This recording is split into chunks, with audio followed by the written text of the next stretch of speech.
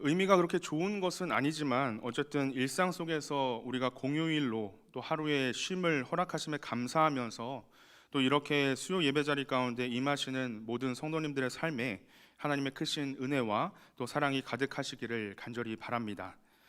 계속해서 칼빈의 기독교 강요의 내용을 가지고 말씀을 나눌 때에 오늘은 우리를 말씀으로 인도하시고 가르치시는 성령님이다라는 제목으로 함께 말씀을 나누기를 원합니다. 먼저 우리가 지난 말씀의 내용들을 기억해 볼 때에 하나님께서 모든 사람에게 하나님을 나타내서 보여주시는 계시를 허락하셨다라는 사실을 우리가 생각해 볼 수 있습니다. 여러 계시의 모습 중에서 가장 먼저 내적 계시라는 것이 있는데, 이것은 바로 하나님께서 우리 마음의 양심을 주시고 또 그 양심을 움직이셔서 하나님을 알게 하신다라는 것을 의미합니다. 또한 외적 계시라는 것은 우리가 눈으로 볼 수 있는 그 자연을 통해서 자연의 광활함과 또 말로 표현할 수 없는 그 자연의 신비 가운데 우리가 하나님을 깨닫고 알게 된다라는 것을 이야기합니다. 마지막으로 특별 계시는 바로 하나님의 말씀인 성경을 통해서 하나님께서는 자신을 드러내 보여주신다라고 말씀하고 있습니다. 그래서 사실 우리의 신앙에 있어서 우리가 믿음 생활을 하는 가운데 우리에게 가장 중요한 요소는 바로 하나님의 말씀인 성경입니다. 그리고 성경이 가지는 그 절대적인 권위를 우리는 믿고 따르는 자가 될 수 있어야 합니다. 그렇다면 성경이 어떠한 이유를 가지고 있기에 절대적인 권위를 갖는다라고 우리가 믿고 또 그것을 그렇게 말할 수가 있는 것이겠습니까? 우리는 이 시간을 통해서 기독교 강요의 내용을 가지고 성경의 신빙성 그리고 성경과 또 성령 하나님의 관계에 대해서 살펴본 이후에 오늘 말씀을 통해서 함께 은혜 나누기를 원합니다. 하나님의 말씀인 성경이 가장 놀라운 능력이 되는 이유 중에 하나는 바로 성경을 읽는 사람을 180도 변화시킬 수 있다라는 것입니다.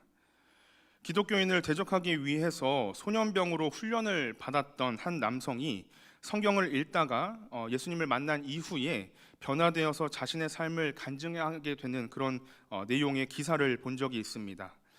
아프가니스탄에서 태어나서 자란 자한이라는 남성의 이야기였습니다. 그는 어렸을 때부터 총을 매우 좋아했고, 그리고 성장하면서 주변 사람들로부터 종일 들었던 말은 늘 누가 누군가를 죽였다라는 그런 말이었다라고 합니다. 그리고 이슬람이 아닌 이도교들이나 아니면 기독교인들, 특별히 기독교인들은 선하지 않기 때문에 무조건 공격해야 하는 대상이다라는 말을 그렇게 반복해서 듣고 자랐고 또 그렇게 교육을 받았다라고 합니다. 그러면서 기독교인들을 대상으로 이제 전쟁을 하게 된다라는 그런 말을 듣게 되었을 때 어느 날 이 자한이라는 사람은 부모님이 주무시고 계실 때 부모님을 떠나서 도망을 가게 됩니다. 이웃 나라인 이란으로 도망을 갈 계획을 세우고 또 고된 일을 하면서 무려 15살이라는 그 어린 나이임에도 불구하고 밀수업자의 도움으로 산을 넘고 평야를 건너서 그런 위험한 여행 끝에 마침내 이란에 도착해서 건축을 하는 일을 배우게 되었다라고 합니다. 이 자아는 이렇게 힘든 그런 삶을 살아가는 중에 이렇게 고백했습니다.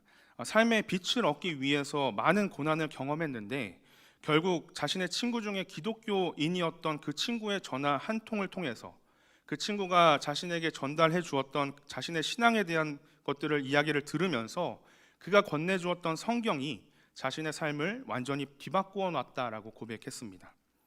이후 자한은 성경을 읽으면서 자신이 듣고 배우고 알고 있었던 모든 것이 잘못된 것이었음을 깨닫게 되었고, 성경을 읽는 자는 누구든지 하나님께 나아갈 수 있고 자신이 가지고 있는 문제를 해결받을 수 있다라고 그렇게 고백했습니다.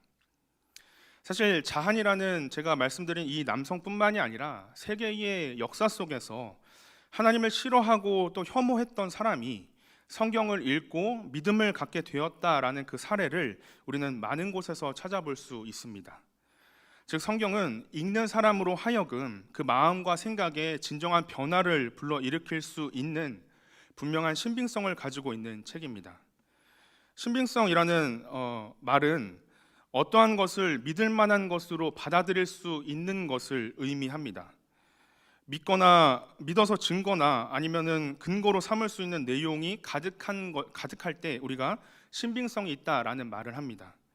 예를 들어서 어떠한 정보가 있는데 그 정보가 신빙성을 갖기 위해서는 어떤 유명한 학자가 주장을 했다라든지 혹은 많은 사람들이 공감하고 또 인정할 수 있는 내용이어야만 합니다. 만약에 어떤 사건의 용의자로 의심을 받는 사람이 자신의 무고함을 밝히기 위해서는 진심으로 자신의 억울함을 표현하든지 아니면 의심이 될 수 있는 그런 정황들이나 증거들을 의심이 해소될 수 있는 정황이나 증거들을 제시할 수 있어야만 저 사람의 주장에 신빙성이 실린다라고 그렇게 우리가 이야기할 수 있습니다. 마찬가지로 성경에 신빙성이 있다라는 말은 성경이 분명 믿을 수 있다라는 것을 의미합니다. 그런데 성경이 믿을 만한 것으로 믿을 수 있는 것으로 우리가 생각하는 것이 아니죠. 성경은 어떠한 책입니까? 성경은 믿을 만한 것이 아니라 반드시 믿어야 되는 하나님의 말씀인 줄로 믿습니다. 성경을 읽어보면 그 내용이 어떻게 기록되어져 있습니까? 기록되어져 있는 내용은 순수하고 겸손한 내용들로 표현되어져 있습니다. 어떤 화려한 어떤 기교가 실려 있는 그런 표현들로 기록되어져 있지 않습니다. 하지만 성경 안에 기록되어져 있는 그 내용의 안에는 진리의 힘이 너무나도 강력하게 들어있기 때문에 말에 어떠한 기교가 없어도 읽는 사람의 마음을 움직이고 변화시킬 수 있는 힘이 그 안에는 담겨 있습니다.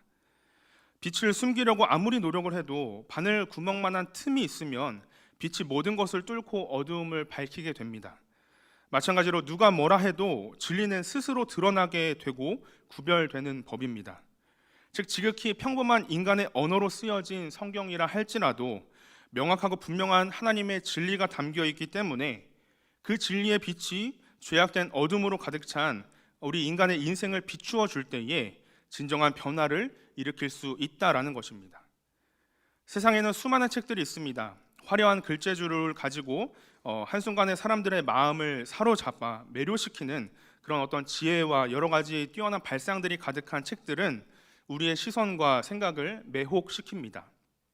그런데 아무리 죽기 전에 꼭 읽어야 하는 걸작이라 할지라도 그 책을 읽고 난 이후에 우리가 성경을 읽게 되면 어느새 이전의 걸작들이 주었던 그 감동은 우리 마음 가운데서 사라지고 우리 마음 안에는 성경의 진리만이 가득하게 빛나고 있음을 깨닫게 됩니다.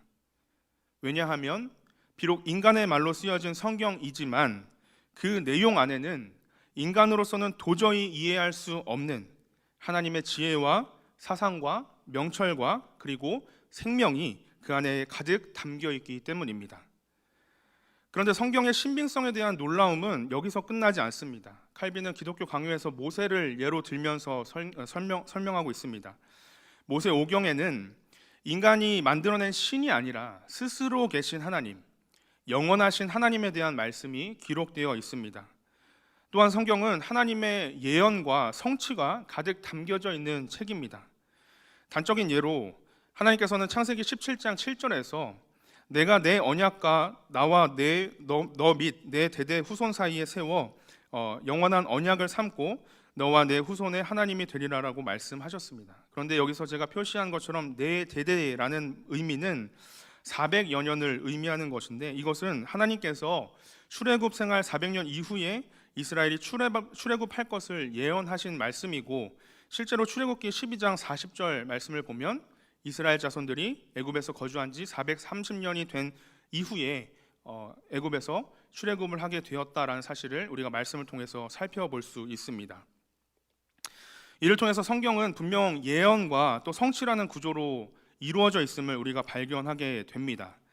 그런데 성경의 예언은 어쩌다가 그냥 대강 들어맞는 그런 예언이 아니라 단적인 앞선 그 말씀을 통해서도 알 수 있듯이 수십 년 혹은 수백 년 전의 예언이고 그 예언이 이중 삼중으로 된 예언이기 때문에 비록 인간의 어떤 기대와는 다르게 일어날 수 있지만 하나님의 뜻 안에서 반드시 성취되는 내용으로 기록되어져 있음을 우리는 기억해야 합니다. 모세 오경뿐만이 아니라 예언과 성취에 대한 기록은 성경 여러 곳에서 찾아볼 수 있는데 단적인 몇 가지 예로 이사야 45장 1절에서 하나님은 고레스라는 사람을 통해서 이스라엘을 해방시키실 것이라고 예언하셨고, 또 그로부터 100년이 훨씬 지난 이후에 세계의 역사 속에서 이 말씀이 성취되었음을 우리가 보게 됩니다.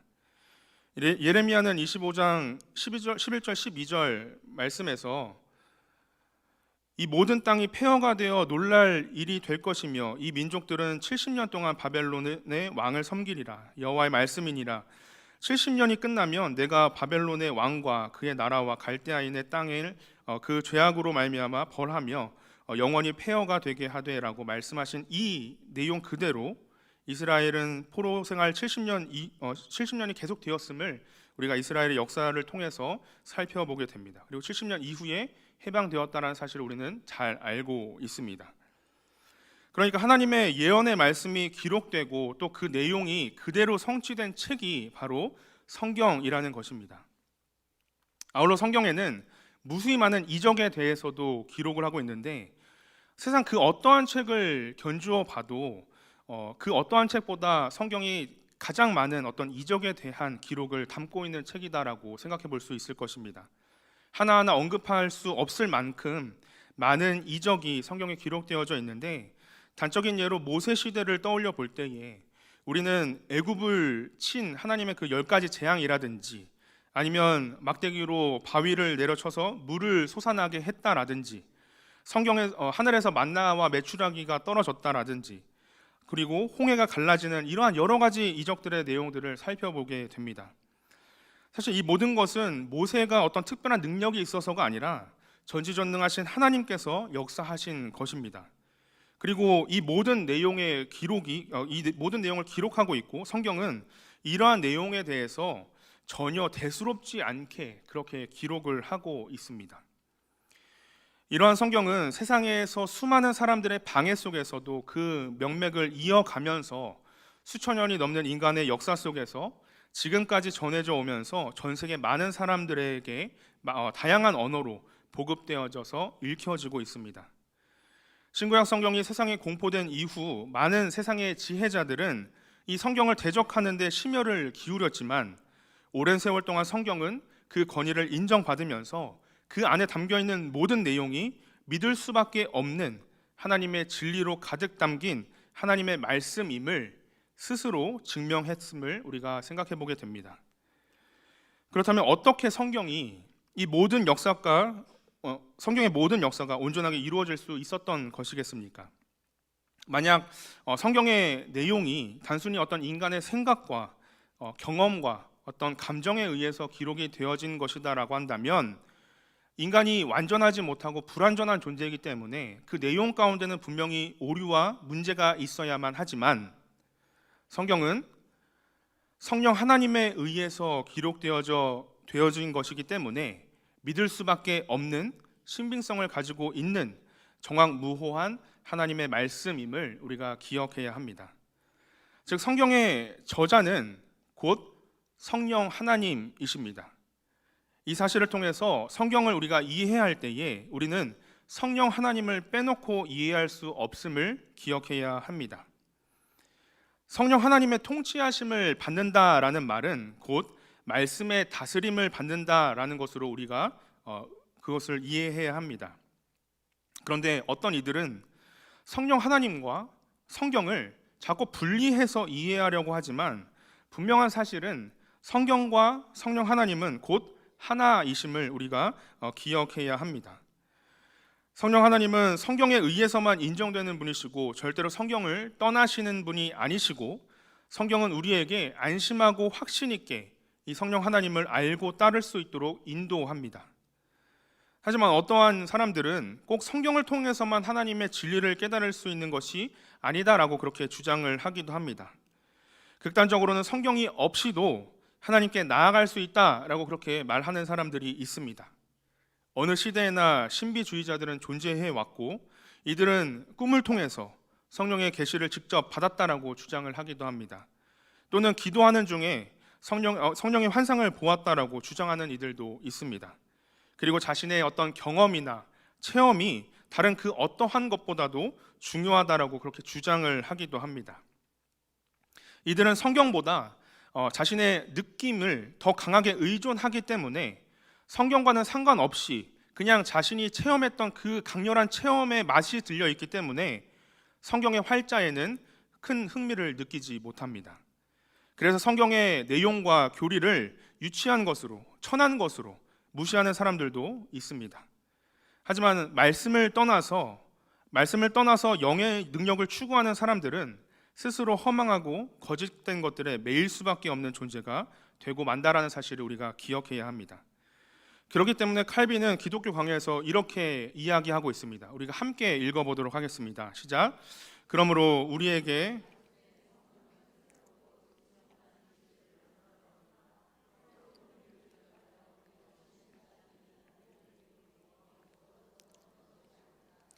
복음이 우리에게 권한 바 그대로 각인시키는 데 있다. 시편 19편 7절 말씀을 보면 여호와의 율법은 완전하여 영혼을 소성시키시며 여호와의 증거는 확실하여 우둔한 자를 지혜롭게 한다라고 말씀하고 있습니다. 즉 하나님의 역사하심은 인간의 이성과 한계를 뛰어넘으시지만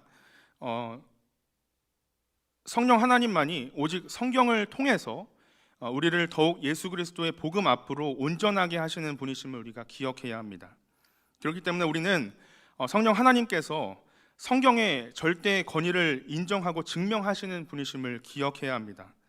아울러 우리는 성령 하나님의 인도하심을 따라서 성경을 통해서만 진정한 하나님의 뜻을 분별하고 따를 수 있음을 기억해야 합니다. 왜냐하면 우리를 말씀으로 인도하시고 가르치시는 분이 바로 성령 하나님이시기 때문입니다. 오늘 본문 13절 말씀을 보면 분명히 예수님께서는 그러나 진리의 성령이 오시면 그가 너희를 모든 진리 가운데로 인도하시리니 그가 스스로 말하지 않고 오직 들은 것을 말하며 장래일을 너희에게 알게 하실 것이다 라고 그렇게 말씀하셨습니다. 먼저 우리가 이 말씀을 살펴볼 때에 앞에서 제가 표시한 그러나라는 그 접속사를 우리가 주목해야 합니다. 이 말씀은 12절 말씀 앞선 12절에서 예수님은 내가 아직도 너희에게 이를 것이 많으나 지금은 너희가 감당하지 못할 것이다 라고 말씀하셨습니다. 즉 예수님께서는 더 많은 어떤 영적인 진리들을 제자들에게 가르쳐 주시지 않은 이유에 대해서 13절을 통해서 설명해 주고 계신 것입니다. 앞선 13장부터 예수님께서는 이 십자가에 못 박히시기 전 제자들에게 마지막 고별 설교를 하셨는데 이를 듣던 제자들은 영적인 이해력의 한계를 가지고 있었습니다. 또한 이들이 너무나도 뿌리 깊은 그런 고정관념을 가지고 있었기 때문에 예수님은 지금 제자들이 자신의 모든 가르침을 소화할 수 없는 상태임을 알고 계셨습니다. 따라서 지금 제자들의 상태에서는 영적인 깨달음이 부족하기 때문에 내가 지금 더 많은 가르침을 줄 수 없지만 진리의 성령님이 오시면 모든 것이 해결된다라고 말씀하신 것입니다. 제자들의 모습을 생각해 볼 때 우리들의 모습도 이와 마찬가지라는 생각을 하게 됩니다.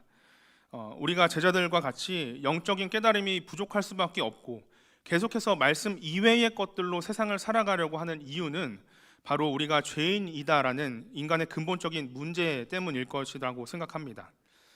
사실 원래 우리는 하나님의 형상대로 창조되었고 하나님의 말씀으로 창조된 존재들입니다. 따라서 하나님의 말씀을 따라서 말씀을 이해하고 또 그 안에서 살도록 지음받은 존재들입니다. 때문에 우리는 하나님의 말씀이 없이는 존재할 수 없고 영원한 행복을 누리면서 살아갈 수도 없습니다. 하지만 하나님의 말씀에 불순종함으로 죄가 이 땅 가운데 들어오게 되었고 또 하나님과의 모든 관계가 단절되었고 그러한 이유 때문에 자꾸 하나님의 그 말씀 밖으로 나아가 버리는 그런 결과를 맞이할 수밖에 없는 존재가 되었다라는 사실입니다. 이처럼 믿음의 유일한 교본인 이 성경의 말씀을 벗어나면 참 생명을 잃어버리기 때문에 결국 우리는 예수 그리스도를 통해서 생명의 말씀 안으로 다시 들어와야 하고 그 말씀 안에서 살아가는 사람들이 되어야 합니다. 그리고 이 모든 일들을 주관하시고 역사하시는 분이 바로 성령 하나님이십니다. 우리가 말씀의 밖으로 떠돌고 있을 때 우리가 다시 말씀의 안으로 들어오게 되면 성령님께서는 어떻게 해서든지 우리를 말씀 안에서 살아갈 수 있도록 우리를 붙드시는 분이십니다. 마치 목자가 양을 몰 때 지팡이를 가지고 옆길로 새 나가는 양들을 이렇게 툭툭 치면서 양들을 몰아가듯이 성령 하나님께서는 말씀의 지팡이로 우리가 말씀의 길에서 벗어나지 않도록 인도하시고 또 이끄시는 분이심을 기억해야 합니다. 때로는 그 인도하심이 귀찮게 느껴질 때가 있고 불편할 때가 있습니다. 하지만 우리는 영적으로 어디를 향해서 달려가야 하는지 알지 못하기 때문에 계속 말씀으로 귀찮게 하시는 것을 받아들여야만 합니다. 말씀으로 살아가지 못하고 엇나간다라고 했을 때에 성령 하나님께서 말씀의 지팡이로 우리를 툭툭 치시면서 인도하심에 귀찮아하지 말고 그것들을 그냥 순수하게 받아들이는 자가 되어야 한다라는 것입니다. 목자가 지팡이로 양들을 계속 귀찮게 하면서 인도해야만 진정으로 양들을 사랑한다라고 볼 수 있을 것입니다. 마찬가지로 성령님도 계속 말씀으로 우리를 귀찮게 하시는 그 사랑이 저와 여러분들을 살리고 또 살게 하는 원동력이 됨을 기억해야 합니다. 우리를 말씀으로 인도하시고 가르치시는 그 성령님께서는 우리로 하여금 예수 그리스도의 실체를 알게 하시고 또 그분 앞에 엎드려 우리의 주인 되심을 고백하게 하시는 분이십니다. 왜냐하면 예수 그리스도는 우리를 영원한 죽음에서 구원하신 유일한 구원자이시고 또 우리 삶의 주인 되시는 분이시기 때문입니다. 고린도전서 12장 3절 말씀은 이렇게 말씀을 합니다. 하나님의 영으로 말하는 자는 누구든지 예수를 저주할 자라 하지 아니하고 또 성령으로 아니하고는 누구든지 예수를 주시라 할 수 없다라고 말씀합니다. 즉 성령님은 하나님의 말씀인 성경을 통해서 영원한 생명 되시는 예수 그리스도를 알아 시인하는 일을 감당하게 하시고 성령님을 쫓아서 행하는 그리스도인들의 삶과 또 사역은 철저하게 예수 그리스도 중심적일 수밖에 없음을 기억해야 합니다. 그렇다면 보다 조금 더 구체적으로 우리를 하나님의 참된 진리 가운데로 인도하시는 그 성령 하나님을 우리가 더욱 의지하면서 살아가기 위해서 우리가 무엇을 결단하고 또 무엇을 기억해야 하겠습니까? 첫 번째로 우리가 기억해야 할 것은 성령님이 우리를 인도하시고 가르치실 때는 늘 하나님의 말씀에 합당한 방식으로만 우리를 인도하신다라는 사실을 우리가 기억해야 합니다. 앞선 요한복음 14장 26절 말씀을 보면 예수님께서는 보혜사 곧 아버지께서 내 이름으로 보내실 성령 그가 너희에게 모든 것을 가르치시고 내가 너희에게 말한 모든 것을 생각나게 하실 것이다 라고 말씀하셨습니다. 그리고 오늘 본문 13절과 15절 말씀을 보면 예수님께서는 진리의 성령님은 스스로 말하지 않고 오직 들은 것을 말씀하신다. 15절에서는 성령 하나님께서 내 것을 가지고 너희에게 알리시리라 라고 말씀하셨습니다. 즉 성령 하나님의 인도하심을 우리가 생각해 볼 때에 성령 하나님의 인도하심은 절대로 하나님의 말씀과 서로 대치되는 것이 아니다라는 사실을 우리가 기억해야 합니다. 우리 모두는 성령님의 인도하심을 받으면서 살아가기를 원합니다. 매일의 삶 속에서 성령님의 인도하심 그 가운데 우리가 거하면서 살아가고 싶은 마음을 가지고 있습니다. 그런데 가끔 우리는 성령님의 인도하심이라고 할 때 뭔가 특별하고 독특한 것이 성령님께서 인도하시는 그런 방법이고 역사하심이다라고 생각을 합니다. 그리고 그렇게 역사되어야만 그것이 분명한 성령님의 인도하심이다라고 생각을 합니다. 앞서 언급을 했지만 뭔가를 들은 것 같고 뭔가를 본 것 같고 뭔가 확신이 들었다라고 한들 그것만 가지고는 성령님의 인도하심이다라고 우리가 단정지을 수 없습니다. 어떤 마음의 감동이 왔다라고 해서 어떤 기도의 어떠한 응답을 받은 것 같다라고 해서 무조건 그것만을 밀어붙이면서 맹목적으로 따라가는 믿음을 조심해야 합니다. 예전에 저희 부모님의 지인 중에 한 분이 지금은 이제 위암으로 소천을 하신 분이 계시는데요. 이분이 처음 위암을 판정을 받으셨을 때 그분이 하신 일은 기도원에 들어가서 기도를 하셨습니다. 기도하시는 중에 이제 검사를 다시 받으셨고 암세포가 이제 사라졌다라는 그런 검사 결과를 받게 되셨다라고 합니다.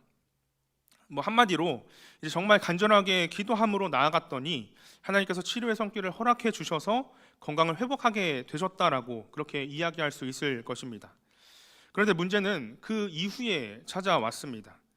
그렇게 몇 년을 이제 회복하셨다라는 소식을 듣고 몇 년을 이렇게 또 건강하게 지내셨는데 돌연 암이 재발되었다라는 소식을 듣게 된 것입니다.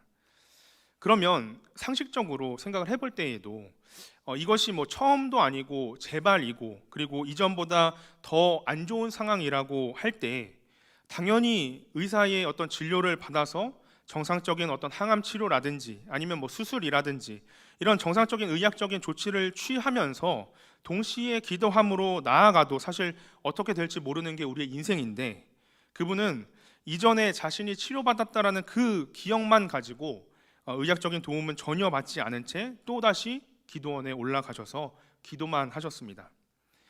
주변에서는 극구 말리고 저희 부모님도 이제 건면하면서 이제 병원에 가보자라고 그렇게 건면을 했지만 정작 본인의 입에서 이제 내가 병원에 가서 좀 치료를 받아야 할 것 같아라고 그렇게 이야기를 하셨을 때는 이미 시간이 많이 흘러버린 상태였고 결국 그렇게 소천하신 일이 있습니다. 성령님은 반드시 하나님의 말씀 안에서 우리를 인도하시는 분이시기 때문에 우리의 단순히 어떤 감정적인 어떤 체험적인 요소만을 통해서 성령 하나님을 이야기하고 강조해서는 안 됩니다. 성령님은 감정과 체험적 요소보다 날마다 하나님의 말씀과 일치되도록 하나님의 말씀에 순종하도록 우리를 인도하시는 분이심을 기억해야 합니다. 본문 13절에서 예수님은 이 성령 하나님께서 하시는 일에 대해서 두 가지를 말씀하셨는데, 하나는 성도들을 모든 진리 가운데로 인도하실 것이다 라는 사실입니다. 성령 하나님께서는 분명 우리의 인생에 친절한 안내자가 되어주셔서 하나님의 말씀을 통해서 진리로 가는 길을 우리에게 보여주시는 분이십니다. 하나님의 말씀 안에서 우리를 하나님의 은혜로 인도하여 주시고 우리를 의의 길로 인도해 주시고 또 예수 그리스도를 믿는 모든 그리스도인들의 삶을 인도하시는 분이 성령 하나님이십니다. 성령님께서는 지금도 우리와 함께 계시고 우리 안에 계십니다. 우리가 예수님을 믿고 세례를 받았다고 한다면 이 사실은 절대로 변경되거나 취소될 수 없는 일입니다. 성령님께서는 이미 우리 안에서 우리의 삶의 인도자로서의 역할을 감당하고 계십니다. 따라서 매일의 삶 속에서 말씀을 통한 하나님의 말씀을 통한 그 성령 하나님의 가르치심과 인도하심 아래에 살아가는 자가 될 수 있어야 합니다. 우리가 말씀 가운데 반응하지 않고 순종하지 않는다라고 한다면 때때로 더디게 흘러갈 수밖에 없지만 그래도 성령 하나님께서는 절대로 우리를 포기하지 않으시고 우리를 인도하시는 분이십니다. 아울러 성령 하나님은 우리를 인도하실 뿐만이 아니라 장래의 일을 알게 하시는 분이다라고 본문은 말씀하고 있습니다. 그런데 이것이 어떤 예언적인 은사를 가지고 마치 점을 보고 미래를 예측해서 우리의 미래를 이렇게 알게 한다라는 그런 말의 의미가 아닙니다. 장래의 일을 알게 한다라는 이 말의 의미는 하나님의 말씀인 성경을 통해서 하나님의 계획과 목적에 대해 무지한 우리 인간의 실상이 드러남과 동시에 그리스도인으로서 마땅히 살아가야 할 하나님의 계획을 따라 살아가게 하신다라는 것을 의미합니다. 성령 하나님께서는 스스로 어떤 특별하고 자의에 의한 어떤 다른 주장을 하시는 것이 아니라 이미 하나님의 말씀을 통해서 우리에게 계시하셨지만 미처 우리가 이해하지 못하는 것들을 말씀을 통해서 깨닫게 하시고 이해하도록 가르치시는 분이다라는 사실을 우리가 기억해야 합니다. 즉 하늘로 승천하신 이후에 예수님께서 하늘로 승천하신 이후에 우리에게 임하신 성령 하나님께서는 우리가 말씀 바깥에 있을 때 우리를 하나님의 말씀 안으로 들어오도록 이끄시고 말씀 안에서 역사하시는 분이심을 기억해야 합니다. 제가 말씀드렸던 부모님의 분의 믿음을 어떻게 그분의 믿음을 제가 감히 판단하고 정죄할 수 있는 것은 절대로 아니지만 분명한 사실은 성령님의 역사하심과 인도하심은 절대적인 하나님의 말씀 안에서 이루어지는 일이라는 사실을 반드시 기억하시는 성도님들 되시기를 바랍니다. 이 사실을 반드시 기억하면서 어떠한 현상이 아니라 분명하고 명확하게 선포된 하나님의 말씀 안에서 우리를 이끄시는 그 성령 하나님을 바라보면서 더욱 말씀으로 결단하시고 말씀 안에서 하나님의 말씀으로 승리하실 수 있는 모든 성도님들 되실 수 있기를 간절히 바랍니다. 두 번째로 우리가 기억해야 할 것은 성령님이 우리를 인도하시고 가르치실 때 우리는 예수 그리스도를 세상에 드러내는 자가 될 수 있어야 합니다. 오늘 본문 14절 말씀을 보면 예수님께서는 그가 내 영광을 나타내리니 내 것을 가지고 너에게 알리시겠습니다 라고 말씀하셨습니다. 여기서 그가 성령님이다라고 할 때 성령 하나님께서 예수 그리스도의 영광을 나타내실 것이다 라고 말씀하고 있는 것입니다. 그런데 예수님께서도 마찬가지셨습니다. 앞서 14장 10절 말씀을 보면 예수님께서는 내가 아버지 안에 거하고 아버지는 내 안에 계신 것을 내가 믿지 아니하느냐, 내가 너희에게 이르는 말은 스스로 하는 것이 아니라 아버지께서 내 안에 계셔서 그의 일을 하시는 것이다 라고 말씀하셨습니다. 즉 예수님도 아버지께 들은 것을 그대로 제자들과 세상 사람들에게 전하셨습니다.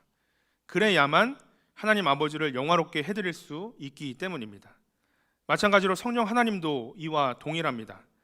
성령 하나님께서는 절대로 자신 스스로의 것을 가지고 말씀하시는 분이 아니십니다.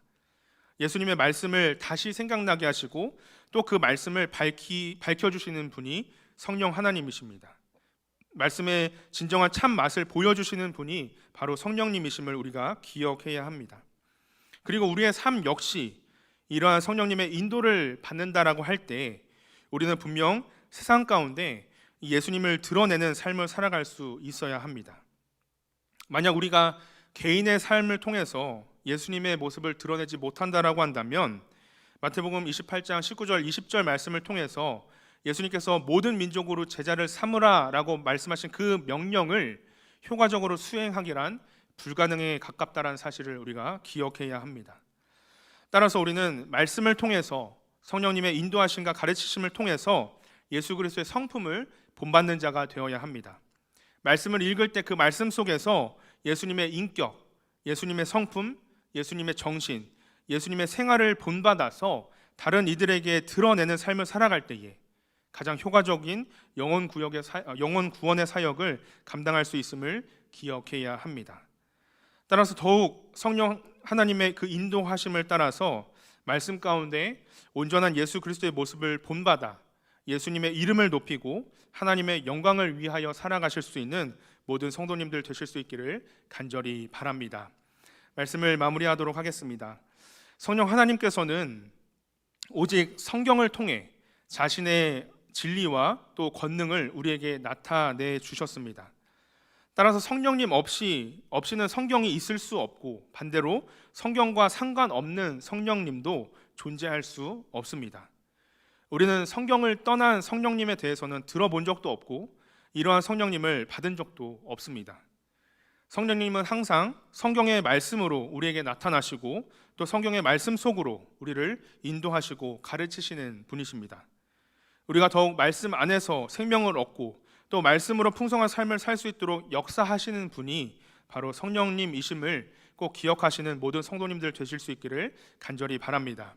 또한 무엇보다 성령님은 우리에게 예수 그리스도의 영광을 보여주시는 분이십니다. 우리가 더 예수님을 사랑하고 또 더 예수님을 기뻐하면서 섬기는 사람들이 될 수 있도록 우리의 마음 가운데 역사하시는 분이 성령님이십니다. 따라서 더욱 성령님을 의지하면서 말씀을 깊이 묵상하실 수 있는 성도님들 되실 수 있기를 간절히 바랍니다.